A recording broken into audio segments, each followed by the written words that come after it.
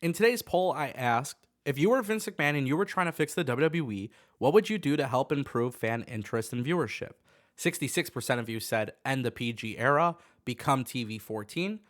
25% of you said new matchups weekly with clean finishes.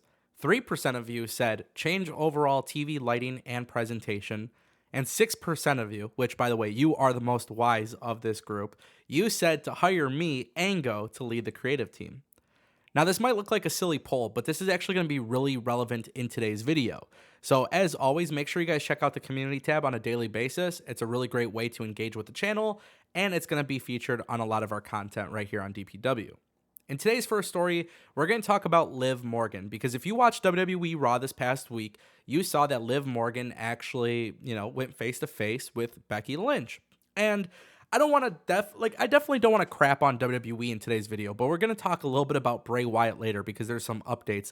And I'm noticing that there's a lot of channels who are talking about this news, but they're not really talking about this news. They're not actually getting in depth with the real problem here. And I'm going to kind of put it out on the spotlight. But this is the thing, right? Especially when you look at that poll that I posted on my community tab, there are a lot of people who think, oh, just make the TV more TV 14 or do this, do that, right?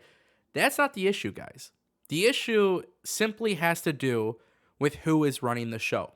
You have an older crowd of people wearing suits who are in a situation where they are making decisions for an audience they do not resonate with. Now, right now, as it stands, WWE is putting themselves in a very, very hard position. Because right now, Bianca Belair is 0-5 in championship matches since losing to SummerSlam against Becky Lynch. So when news comes out that Liv Morgan is actually, being prepped for a major push on WWE Raw, one has to think what is actually going to come out of this, because WWE still hasn't completed the story with Bianca Belair. That's the problem. WWE doesn't really have a long-term vision for their company. They are creating moments instead of long-term storytelling. When you skip the long-term storytelling factor and you're just creating moments, yeah, it might work temporarily. I might enjoy the show temporarily, but the problem is I have no reason to now get behind Liv Morgan, who is set for a big push, because I saw the way that you treated her on SmackDown. WWE thinks we forget, but that is the problem. We don't forget. We saw how you have treated your wrestlers for a very long time, and then therefore we get a little bit bothered by the fact that we're not really interested in what you're trying to do. It's one of the major reasons why I'm very, very scared of what they're going to do with Roman Reigns and Brock Lesnar, because that would have been a great opportunity to create a new star, but for some reason you just go back to the box office attraction, which is Lesnar and Reigns. So yes, Liv Morgan is expected to get a big push, but do I actually believe anything will come out of this? No. And I think several months later, we're going to look back on this video and say, Ango was right. We have some more news. WWE, specifically Bruce Pritchard, Vince McMahon, not happy with Bray Wyatt. They had some issues with Bray Wyatt, and this was largely due to the fact that Bray Wyatt reportedly had issues with the creative direction in WWE. Now, there has been a lot of stuff that has come out. Fightful Select, Sean Ross Sapp came out with some reports. You guys could check that out on Fightful. But I really want to talk about this more in depth from a fan's perspective, because again, I'm not trying to criticize WWE or shit on WWE's product, because I do enjoy Raw and SmackDown and NXT. But there's things I don't enjoy about the product. And it's the same thing with AEW or Impact. There's no such thing as a perfect company. But if WWE doesn't like the fact that Bray Wyatt is speaking out about his creativity and his creative direction, why keep him there? Right? You got rid of him, which, fine. You got rid of Bray Wyatt. Clearly, you had no plans for him. But this guy comes in, turns every piece of crap storyline that you can imagine and turns it into something good. And for some reason, you're in a situation where you don't like the fact that this guy has issues with his creative direction, so he's now a problem backstage. I can't believe that's even something we have to discuss, because I think if wrestlers can't have that communication with their leadership, that's not a place for them to work.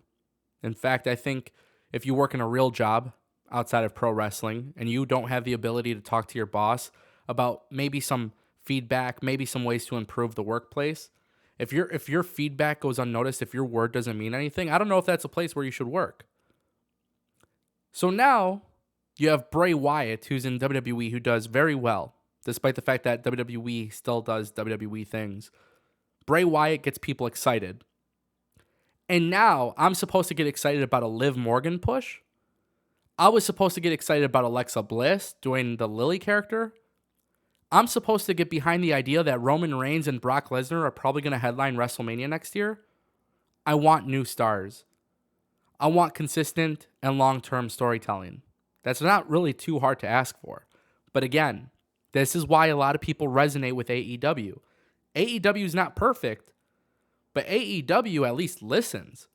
They're willing to try different things. They're willing to fail. In WWE, I think sometimes so much so, they don't want to fail, so they stick with the formula that they believe works, but deep down inside, it's not actually capturing fan interest. This leads us to our final story of the day. There's been a lot of talk about Bray Wyatt and what he's going to do after WWE. And whether or not people are upset with Bray Wyatt based on the fact that he had some issues backstage with WWE, that's a whole different story. But as it stands, there is a lot of interest in Bray Wyatt competing elsewhere. Now, the owner of GCW actually came out and revealed that he has not talked to Bray Wyatt. However, from mutual people that he knows, people that he's talked to within the circle of pro wrestling, there is a strong belief that Bray Wyatt has zero interest in working in the indies. I thought this was a very interesting story, especially because on Discord, we always talk about Bray Wyatt and his destination, and I still believe that he's going to show up at AEW Full Gear. But of course, when you look at somebody like Matt Cardona, aka Zack Ryder, and you see what he's done in GCW, it does get me excited about the possibility of another WWE guy working for GCW. We know Bray Wyatt isn't showing up in GCW, despite the fact that there's people out there on Twitter saying that it's happening. It's not happening. But it is very interesting to hear that Bray Wyatt does not have any plans to work the indies, because that is where he actually has the most creative freedom. Ultimately, guys, it's been a very interesting week when it comes to pro wrestling news. My job here is to bring you my thoughts and opinions on the latest news and rumors. So I just want to say thank you guys so much for your engagement and your support and your subscriptions. We're closing in on 31,000 subscribers very, very soon, and it's all because of you. So thank you so much for watching, and I'll see you next time with more right here on DPW.